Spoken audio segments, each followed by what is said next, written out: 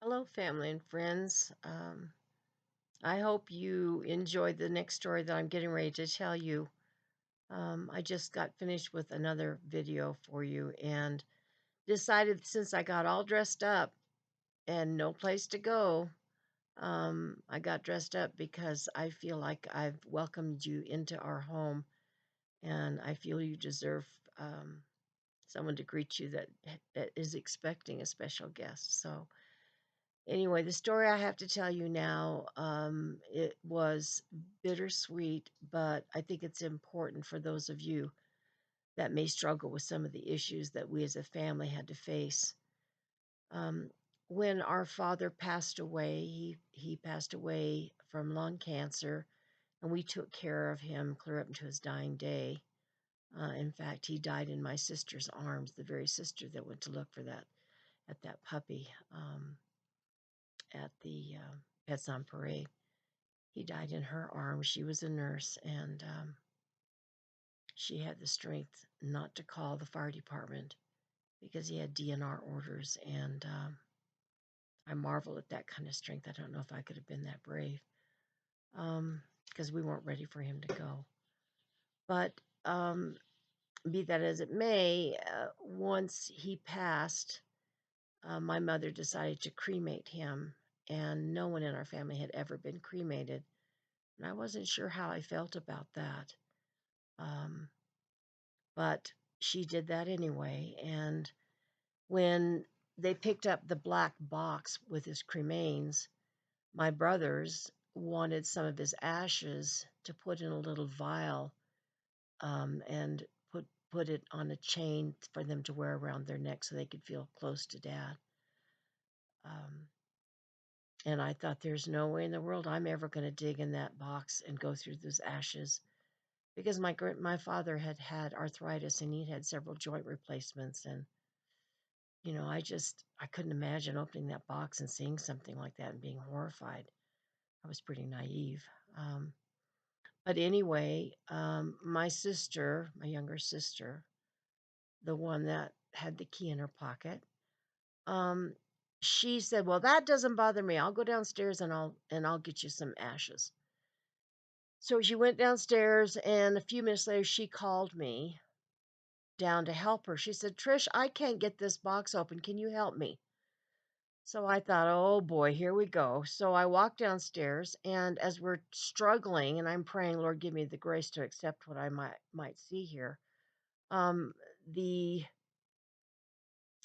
I had problem getting it open, and as we were struggling, we heard what we thought was a bird inside of my father's black wood stove, and he'd had problems in years past with little sparrows getting down the chimney pipe and getting into that box. Well, um, the problem was is that my father had not built a fire for quite a while. He was pretty ill and wasn't able to build a fire. So I asked my uncle, my father's brother, if he would come down and rescue the bird. And he said, when he opened the box, he said, well, the bird that I see is dead.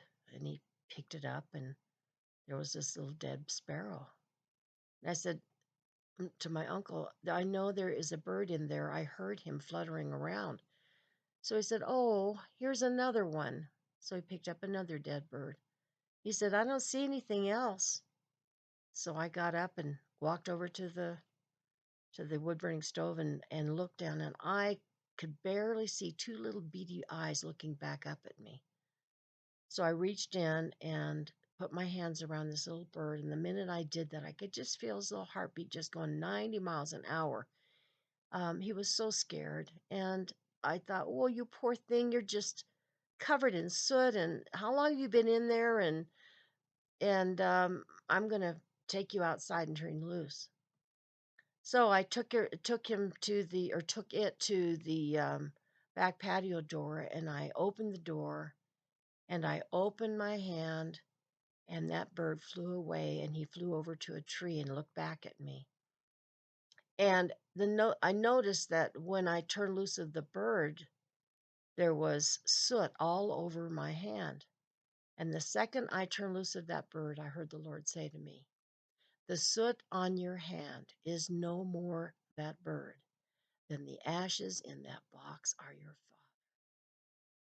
And boy, that really brought a lot of peace into my heart. I just thought, you're right. My father's not in that box.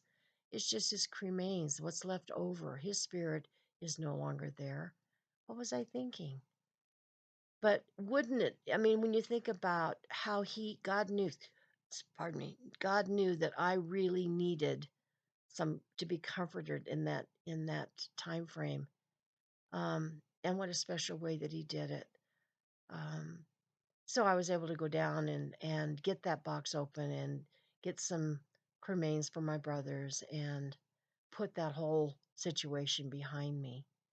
So I don't know if you've ever had to deal with something like that, and if you've ever struggled with it or whatever. If maybe you even have a loved one's cremains um, in your bedroom or in your closet or on your fireplace mantle or whatever. But all I know is that it brought some relief and some comfort in my life. So I'm hoping by hearing this story that you too could be comforted, knowing how the Lord ministered to me. I hope you enjoyed this story. I enjoyed telling it to you, as difficult as it may have seemed. Anyway, God bless you. Have a wonderful day. Take care now. Bye bye.